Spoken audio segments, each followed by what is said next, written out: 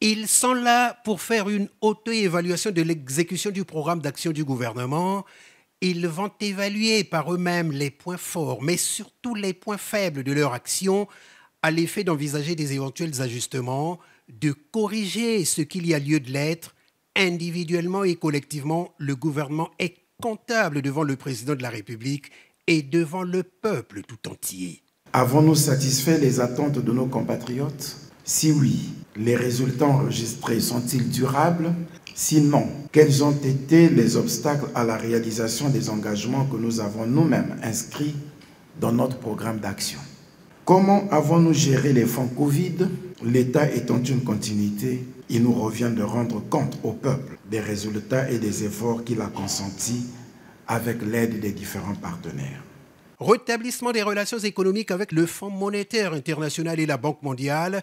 Notre pays, a dit le Premier ministre, a renoué avec la croissance économique. Sommes-nous de ce point de vue sur la bonne voie? Y a-t-il de nouvelles impulsions à donner pour aller plus vite et plus loin? C'est à l'ensemble de ces questionnements que les membres du gouvernement vont devoir apporter des réponses.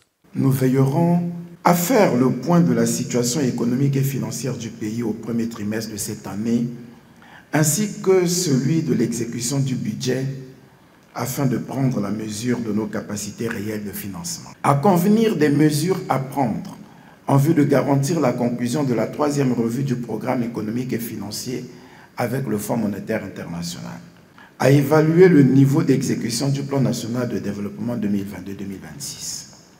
Anatole Koliné-Makosso a insisté sur une des thématiques qui sera abordée au cours de ce séminaire. Il s'agit de celle portant sur la construction de la conscience nationale. Dans le contexte actuel, où la perte de l'éthique fait le lit des antivaleurs dans la société congolaise, il est urgent de réfléchir aux voies et moyens de construire un sentiment fort, collectivement partagé, d'appartenance à une même réalité sociale qui est portée par l'État.